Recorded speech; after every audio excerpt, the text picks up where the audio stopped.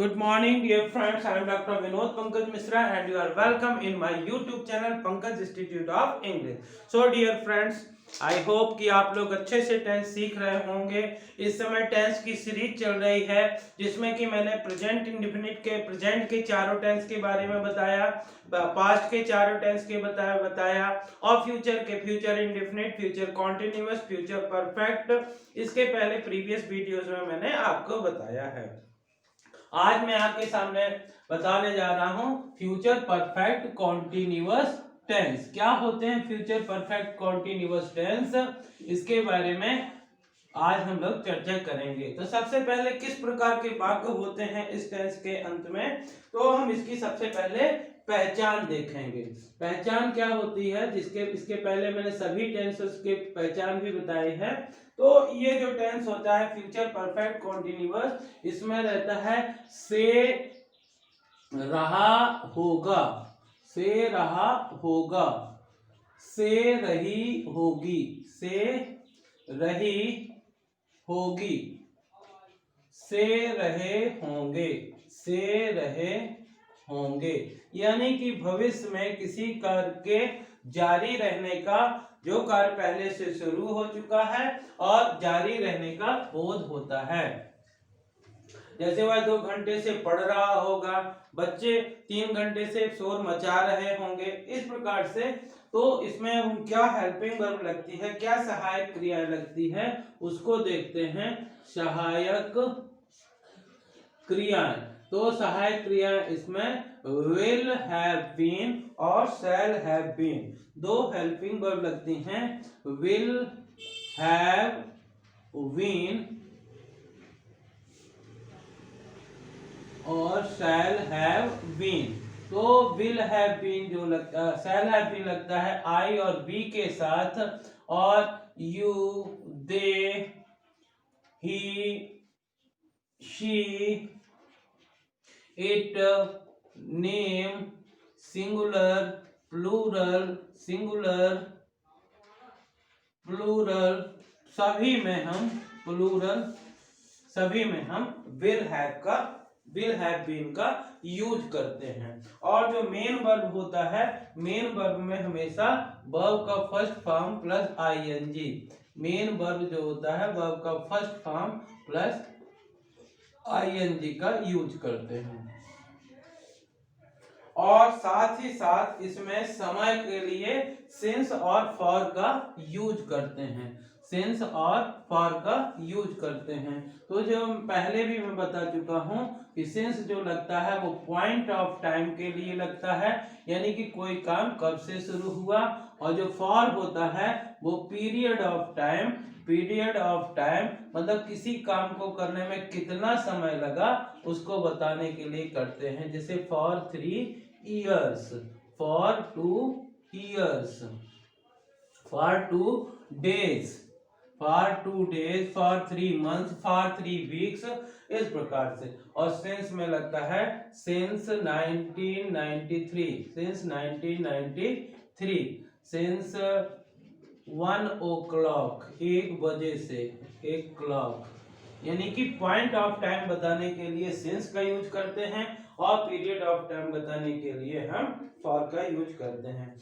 अब देखते हैं किस प्रकार से इनका अफर्मेटिव सेंटेंस, 4 होते हैं, सेंटेंस होते हैं अफर्मेटिव सेंटेंस। सबसे पहले हम इसका देखते हैं सकारात्मक वाक्य।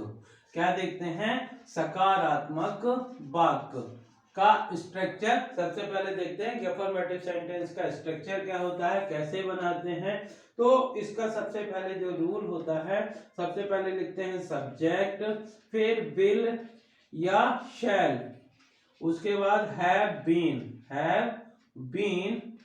Been verb first form plus ING plus object plus since या फॉर, यानी कि टाइम के लिए भी हम यूज करते हैं। जैसे बच्चे 1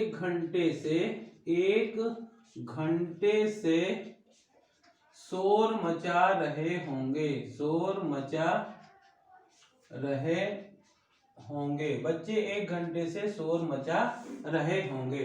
तो बच्चे देखिए किस प्रकार से हम सेंटेंस के स्ट्रक्चर के द्वारा वाक्य का ट्रांसलेशन करते हैं, उसको हम एक एक चीज से देखेंगे। तो ये इसका जो रूल होता है, सबसे पहले सब्जेक्ट और will have been, shall have been, verb का फर्स्ट फॉर्म प्लस आईएनजी। तो सबसे पहले लिखा हुआ है बच्चे। बच्चे को इंग्लिश में क्या बोलते हैं? Children.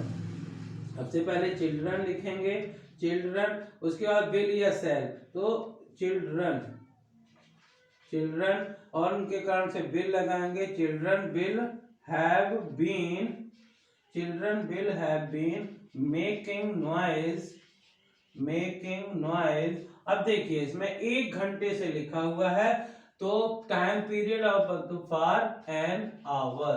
Children will have been making noise for an hour. मान लीजिए दूसरा सेंटेंस है अध्यापक, अध्यापक, अध्यापक 2 बजे से नया पाठ पढ़ा रहे होंगे, नया पाठ पढ़ा रहे होंगे। अध्यापक 2 बजे से नया पाठ पढ़ा रहे होंगे। तो उसमें हो जाएगा teacher, teacher will have been teaching, teaching new lesson, new lesson. और 2 बजे से है तो इसमें सिंस लगेगा, सिंस 2 o'clock, 2 o'clock। देखिए one of my viewers ask me, एक किसी ने, आप लोगों में से किसी ने कमेंट्स किया था कि आप इसको बताया कि क्या सब्जेक्ट होता है, क्या विल। तो यहाँ पे देखिए अध्यापक सब्जेक्ट है, उसके बाद हेल्पिंग वर्ब विल या शैल में से कुछ लगाएंगे, तो विल लगा दिया, फिर हैव लगाया, फिर बीन लगाया। वर्ब का फर्स्ट फॉर्म मेन वर्ब है टीच, टीच में आईएनजी लगा दिया, तो टीचिंग हो गया, टीचिंग। उसके बाद new lesson, teaching new lesson. और चूंकि यहाँ पे 2 बजे से है इसलिए सिंस 2 o'clock। तो इसका ये हुआ। इसी प्रकार जब हम निगेटिव सेंटेंस बनाते हैं, निगेटिव, निगेटिव सेंटेंस जब इसका हम बनाते हैं तो इसको बोलते हैं नकारात्मक वाक्य, नकारात्मक वाक्य। तो जैसे कि मैंने पहले भी सभी वीडियोस लेक्चर में बताया है कि जिस प्रकार से जब हम निगेटिव सेंटेंस बनाते हैं तो हेल्पिंग वर्ब के बाद नॉट रख देते हैं। तो इसका जो स्ट्रक्चर हो जाएगा, सबसे पहले सब्जेक्ट लिखेंगे, फिर विल या शैल, विल या शैल लिखते हैं, उसके बाद नॉट, उसके बाद have been, not have been, उसके बाद वर्ब का first form plus ING plus object plus since या फॉर।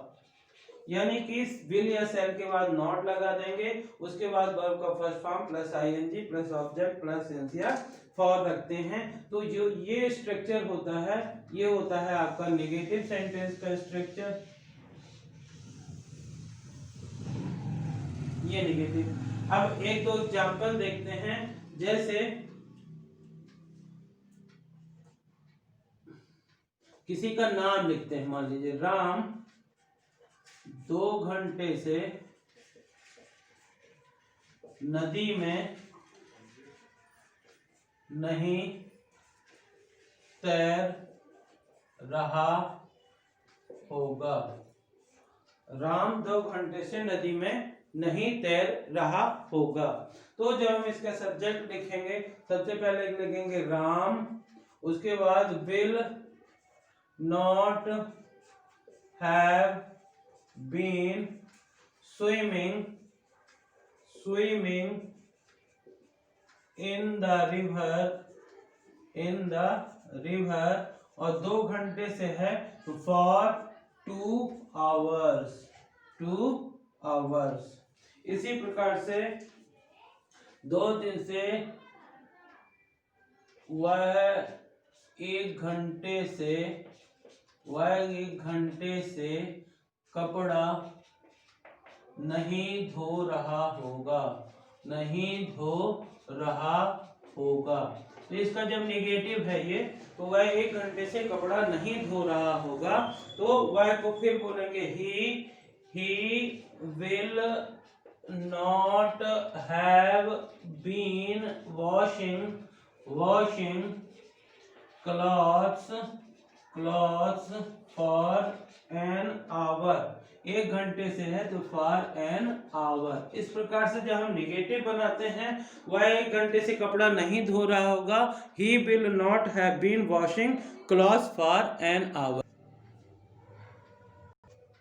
तो जब हम प्रश्नवाचक वाक्य बनाते हैं, इसका इंटेरोगेटिव सेंटेंस देखिए, तो इंटेरोगेटिव सेंटेंस प्रश्नवाचक वाक्य 2 प्रकार से बनते हैं। यदि उसके उत्तर किसी प्रश्न का उत्तर हाँ या ना में दिया जा सकता है। यदि प्रश्नवाचक शब्द वाक्य के शुरू में हो तो हम विल या शैल को पहले रख देते हैं। विल या shall plus subject plus have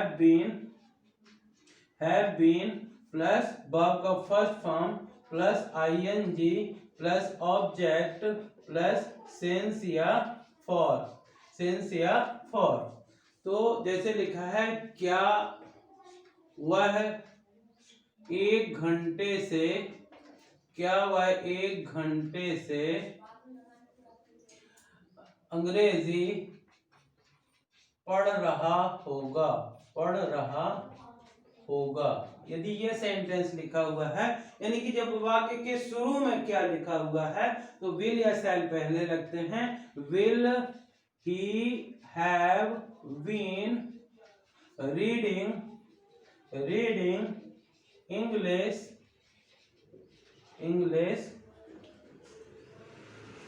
for an hour. क्या वह 1 घंटे से अंग्रेजी पढ़ रहा होगा। Will he have been reading English for an hour. यही होगा कि वह 2 घंटे से कहाँ घूम रहा होगा।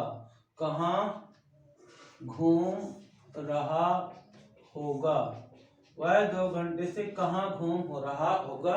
तो इस प्रकार से देखिए, यहाँ पे कहाँ जो है वो वाक्य के बीच में आ गया, तो उसकी इंग्लिश हम सबसे पहले लिखते हैं। तो जब रूल लिखते हैं तो यहाँ पे लिख देते हैं WH वर्ड प्लस विल। तो कहाँ की इंग्लिश ही लगेंगे, where will he have been roaming. Where will he have been roaming? देखिए यहाँ पे 2 सेंटेंस लिखे हुए हैं। वह 2 घंटे से क्रिकेट खेल रहा होगा और वह 2 घंटे से क्या खेल रहा होगा। इस प्रकार से जब हम इंट्रोगेटिव सेंटेंस बनाते हैं और यदि वाक्य के शुरू में वह 2 घंटे से क्या वह 2 घंटे से क्रिकेट खेल रहा होगा, यदि क्या शुरू में लिखा हुआ है यहाँ पे, क्या वह 2 घंटे से क्रिकेट खेल रहा होगा, यानी कि WH वर्ड वाक्य के शुरू में है, तो हम यहाँ पे रख देंगे will he have been playing cricket for 2 hours. Will he have been playing cricket for 2 hours. लेकिन यदि यही लिखा हो कि वह 2 घंटे से क्या खेल रहा होगा, यानी कि प्रश्नवाचक शब्द जब वाक्य के बीच में होता है तो हम उस चीज की इंग्लिश जो होती है वो पहले रखते हैं। What will he have been playing for, कब से है, 2 घंटे, playing for 2 hours।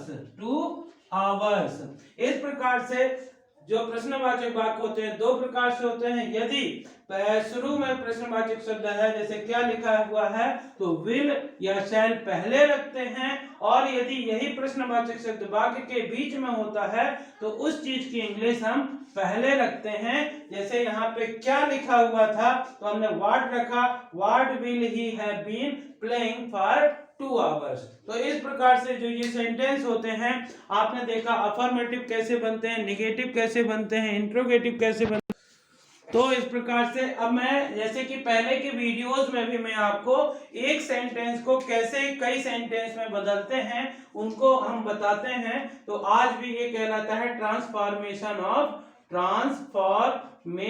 Of sentences. Transformation of sentences, कैसे एक सेंटेंस को या एक टेंस के वाक्यों को दूसरे टेंस में बदलते हैं। जैसे लिखा हुआ है I teach English, I teach English, मैं अंग्रेजी पढ़ाता हूं। इसको प्रेजेंट इंडिफिनिट है, ये प्रेजेंट कॉन्टिन्यूअस में बताएंगे तो आई एम टीचिंग इंग्लिश, मैं इंग्लिश पढ़ा रहा हूं, ये इसका हो गया प्रेजेंट कॉन्टिन्यूअस। जब इसका प्रेजेंट परफेक्ट बनाते हैं तो I have taught English, taught English इसका प्रेजेंट परफेक्ट बनता है। और I have been teaching English for an hour, ये हो गया इसका प्रेजेंट परफेक्ट कॉन्टिन्यूअस। जब पास्ट बनाते हैं तो हो जाता है आई टॉट इंग्लिश, और इसका जब पास्ट कॉन्टिन्यूअस बनाते हैं तो आई वॉज टीचिंग इंग्लिश। उसके बाद जब इसका परफेक्ट बनाते हैं तो आई हैड टॉट इंग्लिश, और इसका जब present perfect continuous past perfect continuous बनाते हैं तो I had been teaching English for an hour, इस प्रकार से ये हो जाता है। जब फ्यूचर का बनाते हैं तो आई शैल टीच इंग्लिश, और I shall be teaching English, ये इसका टीचिंग इंग्लिश, ये हो गया future continuous. I shall have taught English, ये हो गया फ्यूचर परफेक्ट टेंस। और I shall have been teaching English for an hour. तो ये जो है इस प्रकार से जो स्ट्रक्चर है ये आपका प्रेजेंट के चारों हैं, present indefinite, present continuous, present perfect continuous. ये आपके पास्ट के चारों हैं, past indefinite, past continuous, past perfect continuous, और ये आपके फ्यूचर के एग्जाम्पल हैं। किस प्रकार से future indefinite, future continuous, future perfect continuous tense. So dear friends, इस प्रकार से मैंने आपको सभी टेंसेस के पहचान, क्या हेल्पिंग वर्ब होती है, क्या रूल होते हैं, इस प्रकार से बताया। तो यदि आपको ये वीडियो लेक्चर पसंद आ रहे हो तो प्लीज इन्हें लाइक करिए और ज्यादा से ज्यादा शेयर करिए, ताकि छोटे से छोटे गांव में रहने वाले बच्चे भी टेंस सीख सकें, जो बाहर कहीं कोचिंग पढ़ने नहीं जा सकते हैं वो भी टेंस सीख सकें। क्योंकि यदि आप if you support the world selflessly, the whole universe will support you endlessly. यदि आप किसी निस्वार्थ भावना से किसी की सेवा करते हैं तो पूरा ब्रह्मांड आपकी मदद करता है और पूरा ब्रह्मांड आपकी सहायता में लगता है। इसी उद्देश्य से मैं ये वीडियोस बना रहा हूं। तो डियर फ्रेंड्स, सभी को शेयर करिए, और यदि आप चैनल के लिए नए हैं तो प्लीज इसे सब्सक्राइब करिए। Thank you, have a great day.